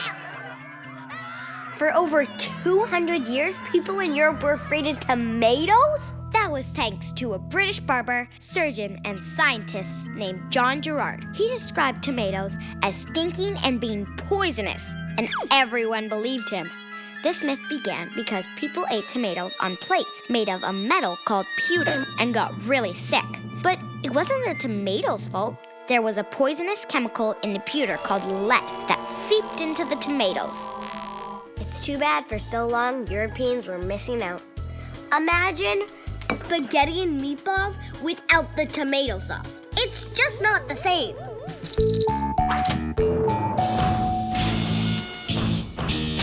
Uh-oh, do try this at home. You guys are the messiest roommates ever. Look at this place. You know, if we lived in a world without grocery stores, You might think you could get your food directly from farmers. Well, it might not be that easy. because a whole lot of the food we get from grocery stores comes from all around the world. So the next time you're at the store, look close at the label, and it will show you where in the world it comes from. See, this pear says it's from South Africa. That's way down here. This garlic comes from China. And these grapes were grown in Mexico. Check out your fruits and vegetables at home. See which ones are grown close to where you live. Woohoo! Huh? Y'all ain't from around here, are ya? Now, here's a question from Alyssa. Can you grow food in the city? To answer Alyssa's question, I'm meeting Nicholas Taylor, plant science manager who works at a farm. Where's the farm? These are just big old factory buildings. Hey, Zoe! I'm up here! Oh, there you are! Hi, Nicholas. Hey, welcome to Loofah Farms, the world's first commercial rooftop greenhouse. Whoa, you really can grow food in the city. But what is your farm doing on the roof? Good question. What happens is more and more people are filling up all the spaces around the cities and we're running out of land. What we did was rather than to have a farm outside the city far away where we'd have to bring the food in, we brought the farm right into the city. Now, because there's so many buildings, they decided to use areas that were not being used by the people, which is on top of the roofs. What's cool about being on top of a roof is that you capture all that sun that would normally be hitting the roof, but now it's hitting the cucumbers and helping them grow. Here's one of our Lebanese cucumbers. Want to try it? You mean pick it off the tree? Yeah, go for it. Without washing it? You don't have to. We don't use any synthetic pesticides here. Oh, no poisonous chemicals to kill the bugs? Cool.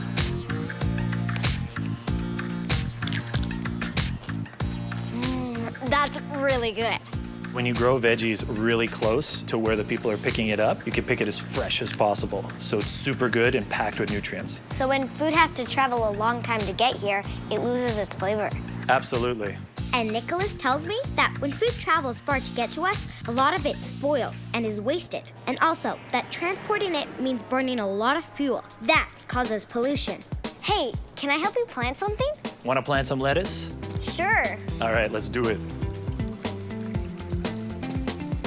So we're gonna be planting some butterhead lettuce. They're probably getting a little angry sitting in this tray because we probably should have planted them a couple days ago. So what's cool about this system is that we can grow a lot of lettuce really close together, super efficiently. Look, a little bug. That reminds me of a question that I got from Amber. Is bug poison on plants bad for people? In farms, people can use a lot of bug poison in the form of pesticides. And it has been shown to be kind of rough for people, which is why most people will suggest that you always wash your fruits and veggies. But we don't use any synthetic pesticides here. So we fight bugs with bugs. Right here in front of us, we have a lot of bad guy bugs called aphids. They're eating our peppers. One aphid in about 1 day can make 10 more aphids. And then those 10 make 10, and then those 10 make another 10, and then the plant is just completely covered. So what we use to fight these bugs is more bugs. What? In this case, Whoa! ladybugs. That's right. But these guys, they're not gonna harm us. They're not interested in me at all. If anything, they're probably confused about my arm hair. Whoa. So they're gonna crawl around and they're gonna look for these aphids on these leaves. It tickles. Ladybug high five. There you go. Are you ready? No, I'm good. No, you're gonna squish them! So all these guys are gonna hang out here because this is the best place in town for ladybugs. Yeah, 'cause they eat the aphids. It's eating one now. That's right, but they don't just eat aphids. They eat all sorts of other little pests. They're kind of like the big boss compared to all the other bugs. That's crazy. Yeah. They're so small. They don't have a tough name, Yeah. but they're one of the toughest species we have. Hey, you want to put that out? Sure. That's it, perfect. Good job, little ladybug. This is a sweet pepper. Want to pick it? Sure.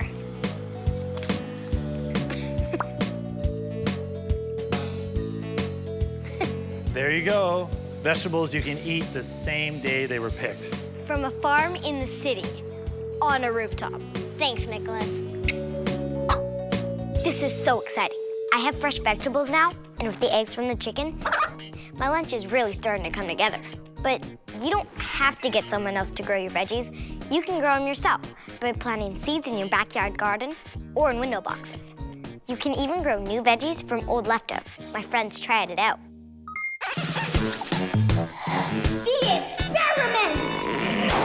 Elaine and Vivian found out that you can grow fresh vegetables from kitchen scraps like these. What are you doing? I'm gonna try and put this piece of celery in water and see what happens. You take the bottom part from a celery bunch and sit it in some warm water in the sun. Let's wait a couple of weeks and see what happens. Okay. It grows new leaves. Take the sprouting celery and plant it in some earth. Try taking the seeds from inside a pepper plant. Plant them in soil and give them a little bit of water. Put your pots in the sun and wait for a couple of weeks. Look it up. You can do this with many kinds of veggies. I can't believe this worked. I know. So there you go. Plant your table scraps and have your own indoor mini farm. Now that's local produce. Bye, Zoe. Bye-bye. Bye-bye. Bye. Bye. These veggies have had some time to grow. And look at them now. Looks like I can add some celery to my egg salad. That means I have everything I need to make a sandwich. And I can finally answer the question that started off the show. If there were no grocery stores, where would we get food? The big answer is... we can grow it ourselves or buy it from local farmers. In fact, it looks like we'll be doing this more and more in the future. Growing food close to home can help avoid some big problems, like waste, poisonous pesticides, and air pollution. Plus, the food is healthier and tastes way better. That rooftop farm I visited is just one amazing way to grow food in the city. There are kids planting gardens in their school yards, and community food gardens are popping up all over the place. People have even turned swimming pools into fish farms. It's amazing what you can grow if you get creative. Now all I have to do is make my sandwich. Well, I forgot to grow wheat to make bread. Good thing my mom picked up a loaf of bread from the local farmer's market. That still kind of counts, right?